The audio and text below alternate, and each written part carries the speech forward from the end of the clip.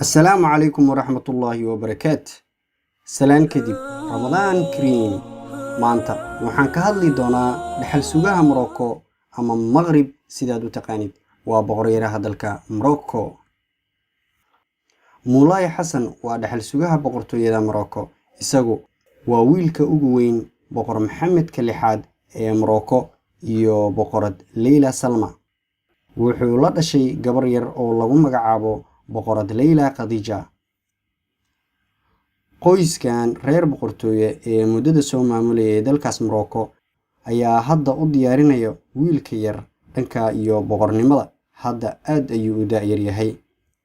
wuxuu dhashay May 8 2003. da'diisu hadda waa 17 sano jir. inuu 18 sano jirsado maalmo ayaa ka xigto. wuxuu ku dhashay Royal Palace Rabat, Morocco.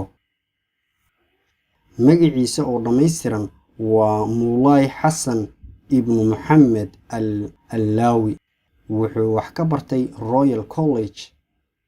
Amir Moulay Hassan ayaa ka hadlay munaasabad Paris ka dhacday sanadkii 2018 November 11 ayay ahayd. waana mid ka mid ah xirfadaha loo diyaarinayo.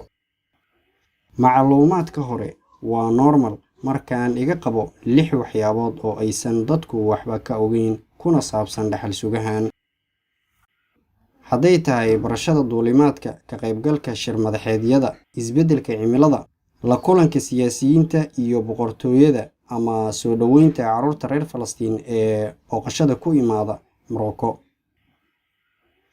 Morocco waxaa badanaa lagu tilmaamaa inay tahay waddanka ugu quruxda badan waqooyiga Afrika ee leh dhaqan iyo taariikh hodan ah iyo dhismayaal naqshadaysan oo ka yaabiya martida. waxay sidoo kale hoy u tahay qoys boqortooye ah oo leh soo jiidasho caalami ah. boqor Maxamedka lixaad iyo xaaskiisa Amirad Leila Salma waxay leeyihiin 2 carruur oo kala ah Amirka dhaxalka leh Moulay Hassan oo 17 jir ah iyo Amirad Leila Khadija oo 12 jir ah.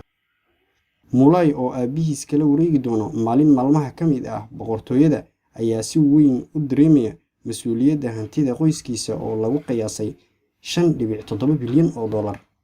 waa kuwan 6 waxyaabood oo aad u baahan tahay inaad ka ogaato Moulay. lambarka 1. Amir Moulay Hassan wuxuu doonayaa inuu barto duulinta diyaaradaha. Moulay wuxuu muujiyay doorbidida barashada duulista, taas oo noqonaysa tii ugu horeysay ee qoyskiisa. aabihiis wuxuu bartay sharciga si uu u gaaro riyadiisa. lambarka 2. wuxuu leeyahay astaamaha safiirnimo. Amirka dhaxalka leh waa qofka midig xiga. wuxuu ku lug leeyahay howlaha boqortooyada. isaga iyo aabihiis boqor Maxamedka lixaad waa qofka dhexe. qofka saddexaadna waa adeerkiis.